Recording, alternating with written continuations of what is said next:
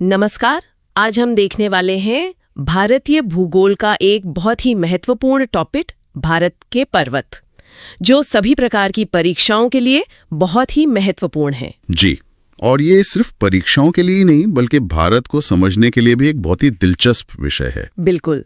तो चलिए शुरू करते हैं। हमारा पहला प्रश्न है, भारत की उत्तरी सीमा पर स्थित पर्वत है और विकल्प है अरावली, हिमालय, नीलगिरी या मैकाल। तो इसका सही उत्तर है हिमालय। ये तो शायद सबसे आसान सवालों में से एक है। हाँ, ये तो है, पर हिमालय के बारे में कुछ और बताइए। ये सिर्फ एक पर्वत तो नहीं है। बिल्कुल नहीं। हिमालय ये दुनिया की सबसे ऊंची और सबसे नवीन सबसे नई पर्वत श्रृंखलाओं में से है। अच्छा। हाँ, ये एक तरह से एक विशाल दीवार है जो भारतीय उपमहाद्वीप को मध्य एशिया और तिब्बत से अलग करती है। और इसकी लंबाई कितनी होगी अंदाजन? ये 2400 किलोमीटर की लंबाई में फैली हुई है। और इसका निर्माण, जो कि बहुत दिलचस्प है, भारतीय और यूरेशियन टेक्टोनिक प्लेटों के टकराने से हुआ था। वाओ। और ये हमारे मौसम पर भी तो असर डालता है ना? जी हाँ, ये भारत के लिए एक प्राकृतिक जलवायु अवरोधक का काम करता है। मानसूनी हवाओं को रोककर बारिश करवाता है। बहुत बढ़िया। तो चलिए इसी से जुड़ा अगला सवाल लेते हैं। हिमालय पर्वत एक मुख्य प्रकार है। ओके। ज्वालामुखी पर्वत का, वलित पर्वत का, ब्लॉक पर्वत का या अवशिष्ट पर्वत का? इसका सही उत्तर है वलित पर्वत का। इसे अंग्रेजी में फोल्ड माउंटेन्स कहते हैं। वलित पर्वत मतलब इसमें मोड़ या सिलवटें हैं। बिल्कुल सही। वलित पर्वत तब बनते हैं जब दो टेक्टोनिक प्लेटें एक दूसरे से टकराती हैं। अच्छा। इस जबरदस्त टकराव से धरती की जो ऊपरी परत है वो मुड़ जाती है, ऊपर उठ जाती है और पहाड़ों का निर्माण होता है। क्या दुनिया में और भी ऐसे पर्वत हैं? हाँ, कई हैं। हिमालय के अलावा यूरोप में आल्प्स, दक्षिण अमेरिका में एंडीज और उत्तरी अमेरिका में रॉकीज, ये सभी वलित पर्वतों के बेहतरीन उदाहरण हैं। एक और बात, मैंने सुना है कि इन पहाड़ों में जीवाश्म भी मिलते हैं। जी, ये एक और सबूत है। इन पहाड़ों में अक्सर समुद्री जीवों के जीवाश्म पाए जाते हैं, क्योंकि ये उस समुद्री तलछट से बने हैं जो प्लेटों के बीच में फंसी हुई थी। कमाल है। चलिए अगले प्रश्न पर। भारत में सबसे ऊंची पर्वत चोटी कौन सी है? ये एक ट्रिकी सवाल है। विकल्प है गॉडविन ऑस्टिन, कामेट, नंदाकोटा या नंदा देवी। तो इन विकल्पों के हिसाब से सही जवाब है गॉडविन ऑस्टिन। गॉडविन ऑस्टिन, इसे K2 के नाम से भी जानते हैं, सही है? जी हाँ, इसे K2 भी कहा जाता है और ये दुनिया की दूसरी सबसे ऊंची पर्वत चोटी है। इसकी ऊंचाई 8611 मीटर है। और ये स्थित कहाँ है? ये काराकोरम पर्वत श्रृंखला में स्थित है और वर्तमान में इसकी जो भौगोलिक स्थिति है वो पाक अधिकृत कश्मीर यानी POK के गिलगित बल्तिस्तान क्षेत्र में है। अच्छा, तभी मैं कह रही थी कि ये एक ट्रिकी सवाल है। जी, और एक दिलचस्प तथ्य ये भी है कि इस पर चढ़ाई करना माउंट एवरेस्ट से भी ज्यादा मुश्किल माना जाता है। अब इसी कंफ्यूजन को थोड़ा और बढ़ाते हैं। अगला सवाल है, भारत में हिमालय की सर्वोच्च पर्वत चोटी है। देखिए, सवाल बदल गया। हाँ, विकल्प है नंदा देवी, नंगा पर्वत, कंचनजंगा या धौलागिरी। और यहाँ जवाब भी बदल जाएगा। इसका उत्तर है कंचनजंगा। तो अब K2 और कंचनजंगा में क्या फर्क है? फर्क ये कि K2, जैसा मैंने बताया, काराकोरम रेंज में है, हिमालय रेंज में नहीं। और दूसरा, वो विवादित क्षेत्र में है। कंचनजंगा भारत में स्थित हिमालय की सबसे ऊंची चोटी है। ओके, अब ये साफ हुआ। कंचनजंगा के बारे में कुछ और बताइए। कंचनजंगा दुनिया की तीसरी सबसे ऊंची चोटी है, 8586 मीटर ऊंची। और ये भारत में कहाँ है? ये भारत के सिक्किम राज्य और नेपाल की सीमा पर स्थित है। कंचनजंगा नाम का मतलब भी बहुत सुंदर है, बर्फ के 5 खजाने। वाह। और इसे यूनेस्को की विश्व धरोहर स्थल का दर्जा भी मिला हुआ है। बहुत खूब। अब एक और आसान सवाल, भारत की कौन सी पर्वत श्रेणी नवीनतम है? सह्याद्री, अरावली, हिमालय या सतपुड़ा? इसका सही उत्तर है हिमालय। इस पर हम पहले भी बात कर चुके हैं। हाँ, पर अरावली के बारे में क्या कहेंगे? हिमालय एक युवा वलित पर्वत है और आज भी धीरे धीरे ऊपर उठ रहा है। इसके ठीक उलट अरावली पर्वत श्रृंखला भारत की सबसे पुरानी पर्वत श्रृंखलाओं में से एक है, जो अब काफी घिस चुकी है। तो नए और पुराने पहाड़ों में क्या कोई दिखने वाला फर्क होता है? जी बिल्कुल। नवीनतम होने के कारण हिमालय की चोटियां नुकीली हैं और घाटियां बहुत गहरी हैं। और शायद इसीलिए वहां भूकंप भी ज्यादा आते हैं। सही पकड़े। इस क्षेत्र में भूकंप की संभावना भी अधिक रहती है क्योंकि टेक्टोनिक प्लेटें अभी भी सक्रिय हैं, वो अभी भी एक दूसरे को धकेल रही हैं। चलिए एक बार फिर से चोटियों पर आते हैं। निम्नलिखित में से कौन भारत का सर्वोच्च पर्वत शिखर है? ओके। एवरेस्ट, नंगा पर्वत, नंदा देवी या कंचनजंगा? तो देखिए, दिए गए विकल्पों में सही जवाब कंचनजंगा ही है। और एवरेस्ट क्यों नहीं? क्योंकि माउंट एवरेस्ट दुनिया का तो सर्वोच्च शिखर है, लेकिन वो नेपाल में स्थित है, भारत में नहीं। अच्छा, और नंदा देवी? नंदा देवी, जिसकी ऊंचाई 7,816 मीटर है, वो पूरी तरह से भारत के उत्तराखंड राज्य में स्थित सबसे ऊंची चोटी है, लेकिन कंचनजंगा उससे ऊंची है। समझ गई। तो अगर K2 विकल्प में नहीं है तो कंचनजंगा ही भारत का सर्वोच्च शिखर माना जाएगा। जी ठीक है। अब थोड़ा पूर्व की ओर चलते हैं। निम्नलिखित में से कौन सी हिमालय की पर्वत चोटी असम राज्य में स्थित है? ये सवाल थोड़ा सा भ्रामक हो सकता है। विकल्प है नंदा देवी, नामचा बारवे, धौलागिरी या कंचनजंगा। इसका सही उत्तर है नामचा बारवे। इसे नामचा बारवे भी कहते हैं? हाँ, नामचा बारवे या नामचा बारवे। ये हिमालय श्रृंखला के सबसे पूर्वी छोर पर स्थित है। तो ये असम में है। तकनीकी रूप से ये तिब्बत क्षेत्र में है, लेकिन इसकी सीमा अरुणाचल प्रदेश से बिल्कुल सटी हुई है और ये असम के काफी करीब पड़ता है। इसीलिए कई बार इसे असम के संदर्भ में पूछ लिया जाता है। अच्छा, और इसका महत्व क्या है? इसका सबसे बड़ा महत्व ये है कि ब्रह्मपुत्र नदी इसी पर्वत के पास एक बहुत ही गहरी घाटी, एक गॉर्ज बनाकर भारत में प्रवेश करती है। ये तो बहुत ही अहम जानकारी है। चलिए अब वापस हिमालय की उत्पत्ति पर आते हैं। हिमालय की उत्पत्ति किस भूसन्नति से हुई है? हाँ, टेथीज, इंडो ब्रह्मा, शिवालिक या गोदावरी?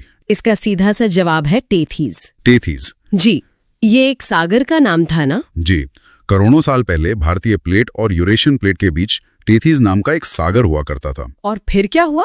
जब भारतीय प्लेट उत्तर की ओर खिसकी और यूरेशियन प्लेट से टकराई तो टेथीज सागर की जो तलछट थी उसमें मोड़ पड़ गए और वही ऊपर उठकर हिमालय बन गई। और इसका सबूत वो समुद्री जीवाश्म है जो वहां मिलते हैं? बिल्कुल, ये प्लेट टेक्टोनिक सिद्धांत का एक जीता जागता उदाहरण है। बहुत बढ़िया। अगला प्रश्न, हिमालय का पाद प्रदेश मतलब फुटहिल रीजन्स निम्न में से किस नाम से जाना जाता है? ट्रांस हिमालय, महान हिमालय, पीर पंजाल या शिवालिक? सही जवाब है शिवालिक। शिवालिक के बारे में कुछ और बताइए। शिवालिक हिमालय की सबसे दक्षिणी और सबसे बाहरी श्रृंखला है। मतलब जब हम मैदानों से पहाड़ों की तरफ जाते हैं तो सबसे पहले यही आती हैं। और इनकी ऊंचाई ज्यादा नहीं होती होगी? नहीं, ये हिमालय की सबसे कम ऊंची श्रृंखला है। इनकी औसत ऊंचाई 900 से 1200 मीटर के बीच ही होती है। इनका निर्माण भी नदियों द्वारा लाए गए अवसादों के जमाव से हुआ है। इन्हीं के पास दून घाटियां भी हैं? जी हाँ, शिवालिक और मध्य हिमालय के बीच जो लंबी घाटियां हैं उन्हें दून कहा जाता है, जैसे कि देहरादून। ये तो बहुत रोचक है। चलिए अब एक लोकेशन पर सवाल है। नंदा देवी स्थित है ओके। हिमाचल प्रदेश में, उत्तराखंड में, नेपाल में या सिक्किम में? इसका सही उत्तर है उत्तराखंड में। हमने अभी नंदा देवी की बात की थी। जी, नंदा देवी भारत की दूसरी सबसे ऊंची चोटी है जो पूरी तरह से देश के सीमा के भीतर है। ये उत्तराखंड के चमोली जिले में स्थित है। और ये एक संरक्षित क्षेत्र भी है शायद। हाँ, इसके आसपास का पूरा इलाका नंदा देवी राष्ट्रीय उद्यान के रूप में संरक्षित है और ये भी एक यूनेस्को विश्व धरोहर स्थल है। बहुत अच्छे। अब एक और तीर्थ स्थल बद्रीनाथ अवस्थित है। कुमाऊं हिमालय में, मध्य हिमालय में, हिमाद्री में या ट्रांस हिमालय में? इसका सही जवाब है कुमाऊं हिमालय में। ये कुमाऊं हिमालय क्या है? क्या ये हिमालय का कोई हिस्सा है? जी, ये हिमालय का एक प्रादेशिक विभाजन है जो नदियों के आधार पर किया गया है। अच्छा, कैसे? सतलुज और काली नदी के बीच स्थित हिमालय के हिस्से को कुमाऊं हिमालय कहा जाता है। ये क्षेत्र मुख्य रूप से उत्तराखंड राज्य में ही पड़ता है। तो बद्रीनाथ के अलावा और कौन-कौन से स्थान यहाँ हैं? बद्रीनाथ, केदारनाथ, गंगोत्री, यमुनोत्री, ये सभी प्रमुख तीर्थ स्थल कुमाऊं हिमालय में ही स्थित हैं। ठीक है, अब एक थोड़ा तकनीकी सवाल। हिमालय में हिमरेखा यानी स्नो लाइन निम्न के बीच होती है। ये एक बहुत ही अच्छा सवाल है। 5400 से 6000 मीटर पूर्व में, 4000 से 5800 मीटर पश्चिम में, 4500 से 6000 मीटर पूर्व में या 4500 से 6000 मीटर पश्चिम में? इसका सही उत्तर है 4500 से 6000 मीटर पश्चिम में। पहले तो ये बताइए कि हिमरेखा होती क्या है? हिमरेखा वो ऊंचाई है जिसके ऊपर साल भर बर्फ जमी रहती है, जो गर्मियों में भी नहीं पिघलती। तो ये पश्चिम में ज्यादा ऊंचाई पर क्यों होती है? पूर्व में कम होनी चाहिए, है ना? ये सुनने में उल्टा लगता है, पर होता यही है। हिमालय के पूर्वी भाग में ज्यादा बारिश और नमी होती है, इसलिए वहां बर्फ कम ऊंचाई पर ही टिक जाती है। और पश्चिम में? पश्चिमी हिमालय ज्यादा सूखा है, वहां बारिश कम होती है, इसलिए वहां स्थायी बर्फ के लिए ज्यादा ऊंचाई तक जाना पड़ता है। अब समझिए अगला सवाल। निम्न में से कौन सी पर्वत चोटी संसार की दूसरी सर्वोच्च पर्वत चोटी है? ये हम कर चुके हैं। हाँ, बस एक बार फिर से पक्का करने के लिए।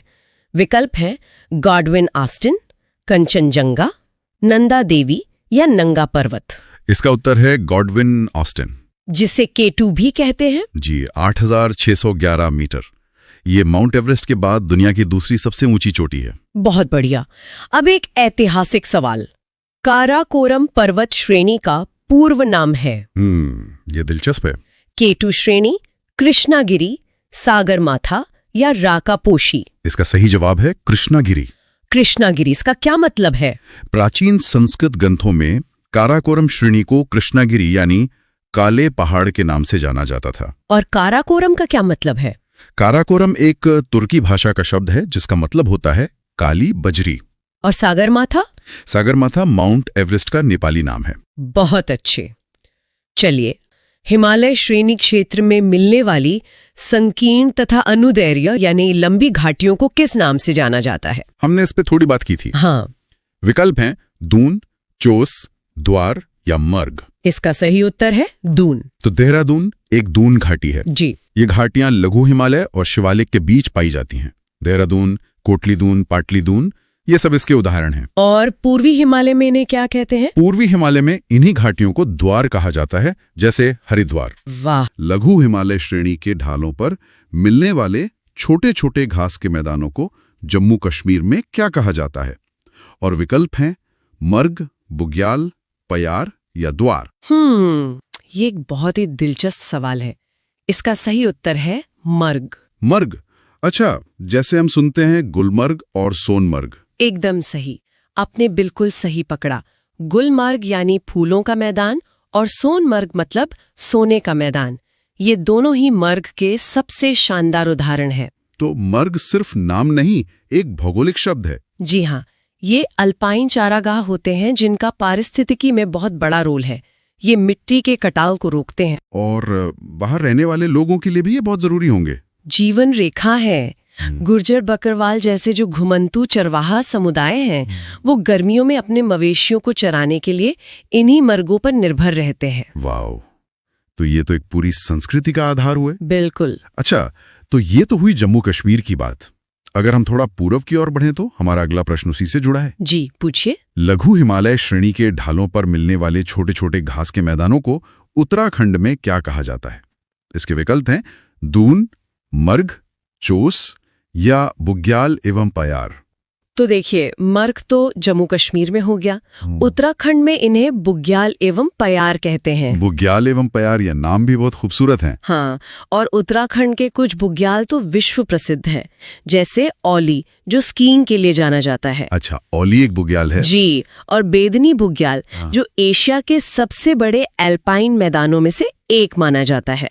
स्थानीय चरवाहे इनका खूब इस्तेमाल करते हैं। विकल्पों में एक शब्द दून भी था। जी। जैसे देहरादून। हाँ। इसका क्या मतलब है? दून बिल्कुल अलग चीज है। दून असल में लंबी सपाट घाटियों को कहते हैं जो लघु हिमालय और शिवालिक श्रेणी के बीच में होती हैं, जैसे देहरादून। समझ गया। अब हिमालय के एक और पहलू पर आते हैं। जी। सतलज एवं काली नदियों के बीच हिमालय का कौन सा प्रादेशिक विभाग स्थित है? विकल्प है पंजाब हिमालय, कुमायूं हिमालय, नेपाल हिमालय या असम हिमालय। सतलज और काली नदियों के बीच का जो हिस्सा है उसे कुमायूं हिमालय कहा जाता है। कुमायूं हिमालय। जी। ये विभाजन सर सिडनी बुराड ने नदी घाटियों के आधार पर किया था, जो बहुत वैज्ञानिक माना जाता है। अच्छा। तो ये एक सिस्टम है पूरा। हाँ, कुमायूं हिमालय में ही उत्तराखंड का ज्यादातर हिस्सा और नंदा देवी, कामेट जैसी महत्वपूर्ण चोटियां आती हैं। तो फिर बाकी के विभाग कौन से हैं?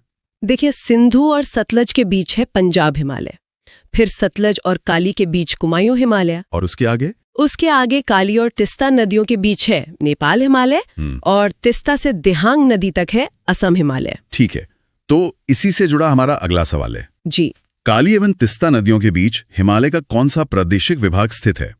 विकल्प है पंजाब हिमालय, नेपाल हिमालय, असम हिमालय या कुमायूं हिमालय। जैसा अभी हमने बात की, काली और तिस्ता के बीच का जो हिस्सा है वो है नेपाल हिमालय। और ये हिस्सा खास क्यों है? ये हिमालय का सबसे ऊंचा और सबसे विस्तृत भाग है, लगभग 800 किलोमीटर लंबा। ओह, सबसे ऊंचा? जी हाँ। दुनिया की जो सर्वोच्च चोटियां हैं जैसे माउंट एवरेस्ट, कंचनजंगा, मकालू, वो सब इसी नेपाल हिमालय का हिस्सा हैं। यानी दुनिया की छत इसी हिस्से में है? बिल्कुल। तो जब बात दुनिया की सबसे ऊंची चोटी की हो ही रही है तो अगला सवाल उसी पर है, किस हिमालय चोटी को सागरमाथा कहते हैं? और आपके विकल्प हैं नंगा पर्वत, धौलागिरी, माउंट एवरेस्ट या कंचनजंगा। सागरमाथा, ये नाम माउंट एवरेस्ट का ही है। सागरमाथा, इसका मतलब क्या होता है? ये एक नेपाली शब्द है जिसका मतलब है स्वर्ग का शीर्ष या आकाश का मस्तक। बहुत ही काव्यात्मक नाम है। सच में। और तिब्बत में भी तो इसका एक अलग नाम है। हाँ, तिब्बत में इसे चोमोलुंगमा कहते हैं, यानी पर्वतों की रानी। एवरेस्ट नाम तो British surveyor sir George Everest के सम्मान में रखा गया था। अच्छा जी। आज इसकी आधिकारिक ऊंचाई 8848.86 मीटर है। तो इस स्वर्ग के शीर्ष पर इंसान पहली बार कब पहुंचा? ये अपने आप में एक ऐतिहासिक कहानी है। बिल्कुल। हमारा अगला प्रश्न यही है, एडमंड हिलेरी तथा तेंजिंग नोर्गे द्वारा विश्व की सर्वोच्च पर्वत चोटी माउंट एवरेस्ट पर सबसे पहले किस वर्ष विजय प्राप्त की गई? विकल्प हैं 1898 में, 1953 में, 1957 में या 1969 में। ये मानव इतिहास के महानतम पलों में से एक था। ये हुआ था 1953 में। 1953 जी। 29 मई 1953 को न्यूजीलैंड के एडमंड हिलेरी और भारत के नेपाली शेरपा तेंजिंग नोर्गे ने पहली बार शिखर पर कदम रखा। और ये एक ब्रिटिश अभियान था, है ना? इसका नेतृत्व कर्नल जॉन हंट ने किया था और ये सफलता कई असफल कोशिशों के बाद मिली थी। इसने पर्वतारोहण की दुनिया ही बदल दी होगी। बिल्कुल। और भारत के लिए भी एक गौरव का पल था। बाद में बछेंद्री पाल पहली भारतीय महिला बनी जिन्होंने एवरेस्ट फतह किया। चलिए अब भारत की चोटियों पर वापस आते हैं। नंदा देवी चोटी है, असम हिमालय का भाग, कुमाऊं हिमालय का भाग, नेपाल हिमालय का भाग या पंजाब हिमालय का भाग? जैसा हमने अभी थोड़ी देर पहले ही जिक्र किया था, नंदा देवी कुमाऊं हिमालय का भाग है। अच्छा, और नंदा देवी की क्या खासियत है? नंदा देवी भारत की दूसरी सबसे ऊंची चोटी है, और अगर हम कहें कि पूरी तरह से भारत के भीतर स्थित सबसे ऊंची चोटी, तो वो नंदा देवी ही है। ओह, ये एक महत्वपूर्ण तथ्य है। जी।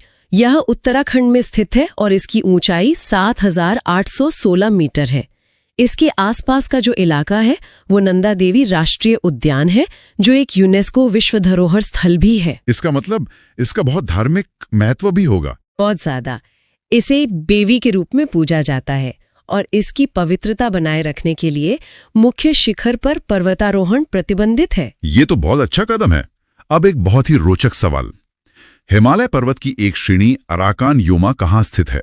विकल्प Balochistan, Myanmar, Nepal, Thailand. Arakan Yoma, ये श्रेणी म्यांमार में स्थित है। म्यांमार में? तो इसका हिमालय से क्या संबंध है? ये असल में हिमालय का ही दक्षिण पूर्वी विस्तार है। जब हिमालय पूर्व में मुड़ता है तो उसकी एक शाखा म्यांमार में चली जाती है। अच्छा, तो ये भारत और म्यांमार के बीच एक तरह की सीमा बनाती है। बिल्कुल, एक प्राकृतिक सीमा। इसे रखाइन पर्वतमाला भी कहते हैं। मैंने सुना है इसका अंडमान निकोबार से भी कोई कनेक्शन है। आपने बिल्कुल सही सुना है।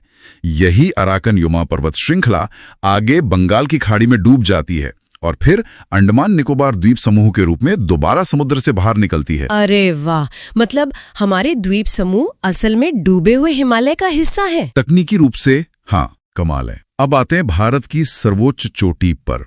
भारत की सर्वोच्च पर्वत श्रेणी कौन सी है? गार्डविन ऑस्टिन, कंचनजंगा, नंदा देवी या एवरेस्ट?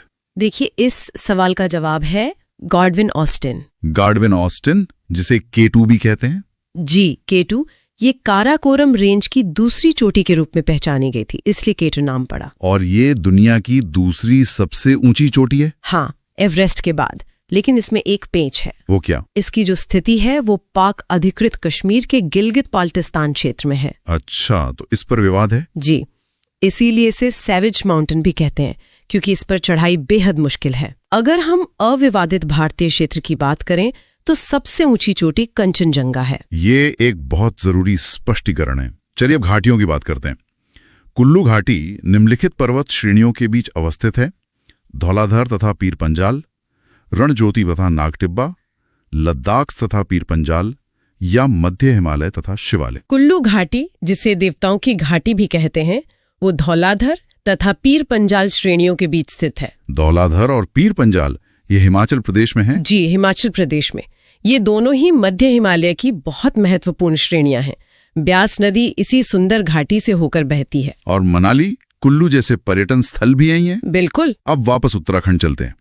उत्तराखंड का सबसे ऊंचा पर्वत शिखर है बद्रीनाथ, केदारनाथ, कामेट या नंदा देवी। हमने इस पर पहले भी बात की थी। हाँ, उत्तराखंड का सबसे ऊंचा पर्वत शिखर है नंदा देवी। हाँ सही है। कामेट, बद्रीनाथ, केदारनाथ भी बहुत ऊंची और महत्वपूर्ण चोटियां हैं, लेकिन सबसे ऊंची नंदा देवी ही है। इसीलिए तो उत्तराखंड को देवभूमि कहते हैं। जी हाँ, गंगोत्री और यमुनोत्री जैसे ग्लेशियर और चारधाम यात्रा सब इन्हीं महान पर्वतों की देन है। हिमालय के भूविज्ञान से जुड़ा एक प्रश्न: शिवालिक श्रेणी का निर्माण हुआ इयोजोइक, पैलियोजोइक, मेसोजोइक या सेनोजोइक? शिवालिक, जो हिमालय की सबसे बाहरी और सबसे नई श्रेणी है, उसका निर्माण हुआ सेनोजोइक युग में। सेनोजोइक? जी, इसे स्तनधारियों का युग भी कहते हैं।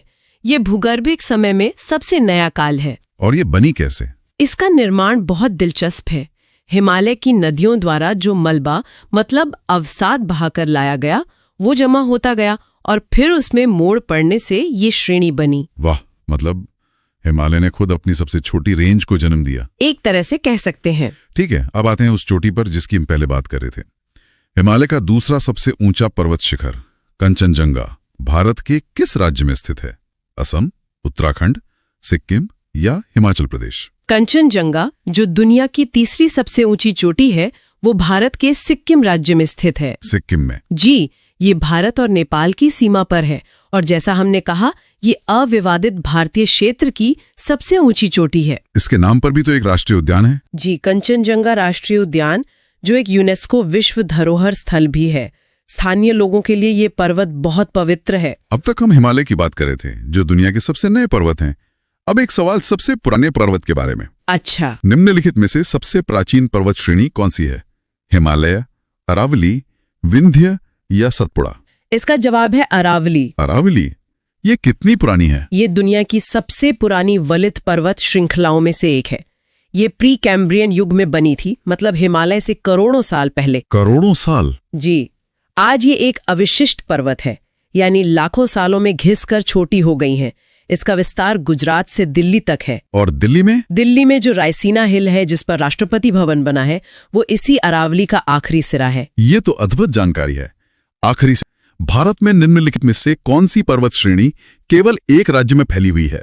विकल्प हैं अरावली, सतपुड़ा, अजंता, सह्याद्री। ये एक अच्छा सवाल है। इसका सही जवाब है अजंता। अजंता? जी, अजंता श्रेणी पूरी तरह से सिर्फ महाराष्ट्र में स्थित है। अच्छा, जबकि बाकी सब कई राज्यों में फैली हैं। अरावली 4 राज्यों में है। सतपुड़ा भी गुजरात, महाराष्ट्र, मध्य प्रदेश, छत्तीसगढ़ तक जाती है। और सह्याद्री तो पूरा पश्चिमी घाट है। और विश्व प्रसिद्ध अजंता की गुफाएं भी इसी श्रेणी में हैं। एकदम सही। तो आज हमने देखा भारतीय पर्वत श्रृंखलाएं और हिमालय के शिखर के सभी महत्वपूर्ण प्रश्न।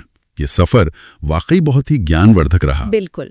और अब श्रोताओं के लिए आज का प्रश्न: प्रायद्वीपीय भारत की सबसे ऊंची चोटी कौन सी है और ये किस राज्य में स्थित है? अपना जवाब कमेंट्स में जरूर बताएं। अगर ये जानकारी अच्छी लगी हो तो इसे लाइक करें, शेयर करें और चैनल को सब्सक्राइब कर लें। आज के लिए इतना ही। बहुत जल्द मिलते हैं अगले विषय के साथ। नमस्कार।